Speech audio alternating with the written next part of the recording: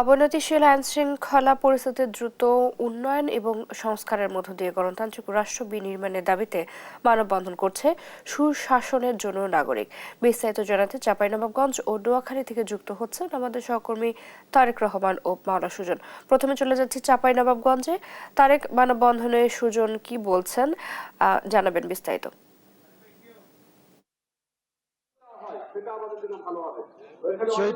সুশাসনের জন্য নাগরিক সুজন চাঁপাইনবাবগঞ্জে মানববন্ধন আয়োজন করেছেন।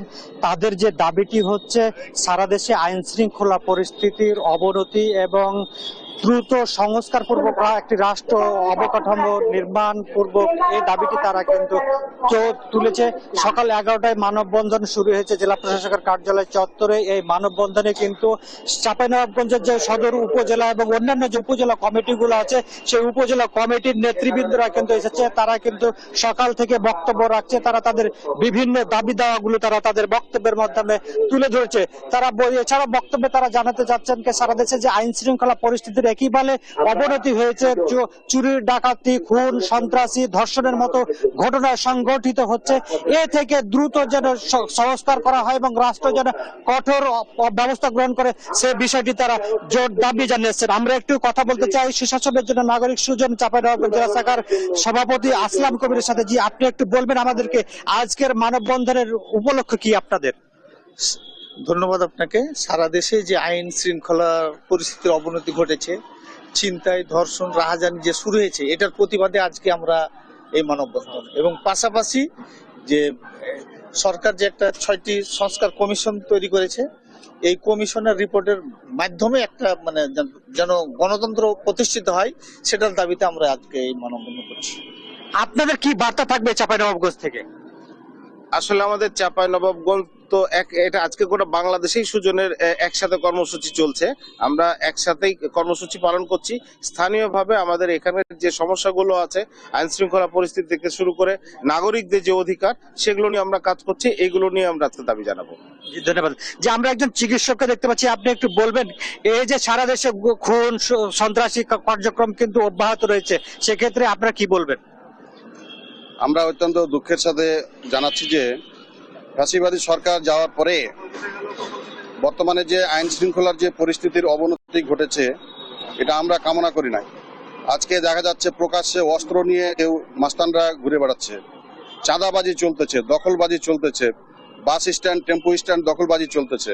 কিন্তু আমরা সেইখানে আইন শৃঙ্খলা বাহিনীর যে ভূমিকা থাকার কথা ছিল, দুঃখজনকভাবে সেই ভূমিকাগুলো আমরা দেখতে পাচ্ছি না।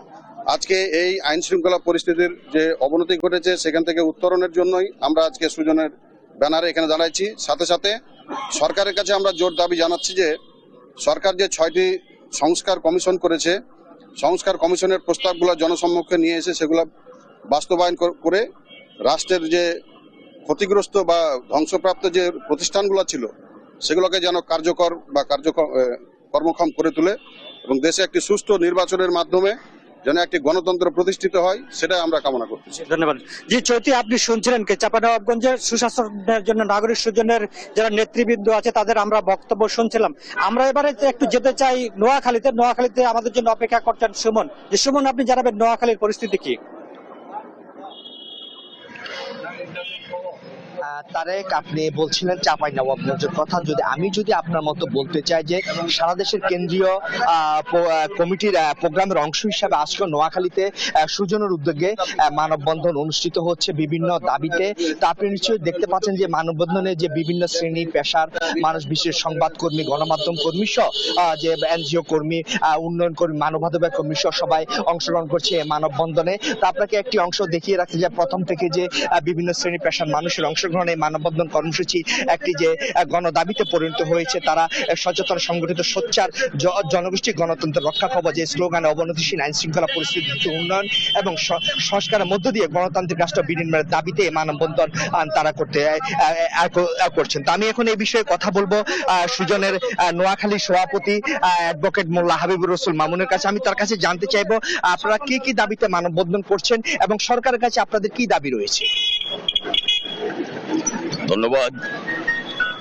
আমরা প্রায় আধা ঘন্টারও বেশি এই নোয়াখালীর প্রেস ক্লাবের সামনে আমাদের সুজনের কেন্দ্রীয় কমিটি ঘোষিত আর সারা দেশব্যাপী একই সময়ে প্রত্যেক জেলায় যে মানববন্ধন, সেই মানববন্ধন কর্মসূচি আমরা পালন করছি। আমাদের এই মানববন্ধন কর্মসূচির প্রধানতম বিষয় হচ্ছে আজ দেশে ক্রমাগতভাবে আইন শৃঙ্খলা পরিস্থিতি অতীতের যে কোনো সময়ের তুলনায় অত্যন্ত নাজুক অবস্থার দিকে ধাবিত হচ্ছে। আজকে দেশের সর্বত্র চুরি, ডাকাতি, রাহাজানি, নির্যাতন, খুন, ধর্ষণ, শ্লীলতাহানি এই জাতীয় অপরাধ ক্রমান্বয়ে বেড়ে যাচ্ছে। এই যে অপরাধ বেড়ে যাচ্ছে, এই অপরাধগুলো নির্মূলের কার্যকর কোনো ব্যবস্থা প্রশাসন অথবা আইন শৃঙ্খলা বাহিনী কার্যকর অর্থে আমরা এখনো দেখছি না।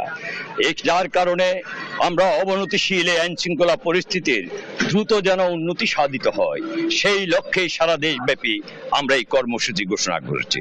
এর পাশাপাশি যেই বিষয়টি আমরা আজকের এই মানববন্ধনের মাধ্যমে আমরা জনগণের নিকট, দেশবাসীর নিকট, সরকারের নিকট আমরা উপস্থাপন করতে চাই, সেটি হচ্ছে দেশে যে সংস্কারের দাবি ছিল এবং সংস্কারের যে প্রস্তাবনাগুলো এসেছে তার মধ্যে প্রায়োরিটি বেসিসে সংস্কারগুলো অনতি বিলম্বে তারা সেটা বাস্তবায়ন করা হোক এবং সেটাকে সমস্ত সংস্কার একসাথে বাস্তবায়ন করে দেশে গণতন্ত্রের দিকে ধাবিত হবে। সেটা একটা এই জাতীয় আশা আকাঙ্ক্ষা যদি কেউ ধারণ করে থাকে তাহলে নিশ্চয়ই সেটা দেশবাসীর জন্য কখনো সুফল হবে না।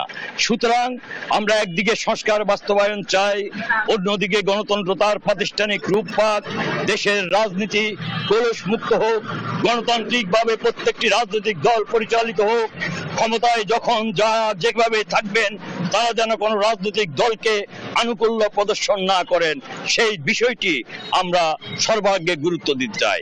পাশাপাশি রাজনীতিতে আজকে অতীতের যে কোনো সময়ের তুলনায় ধর্মের ব্যবহার ক্রমান্বয়ে বাড়ার চেষ্টা করছে, অপচেষ্টা চলছে। রাজনীতিতে এই ধর্মের ব্যবহারকেও আজকে নিষিদ্ধ ঘোষণা করার আমরা দাবি জানাই।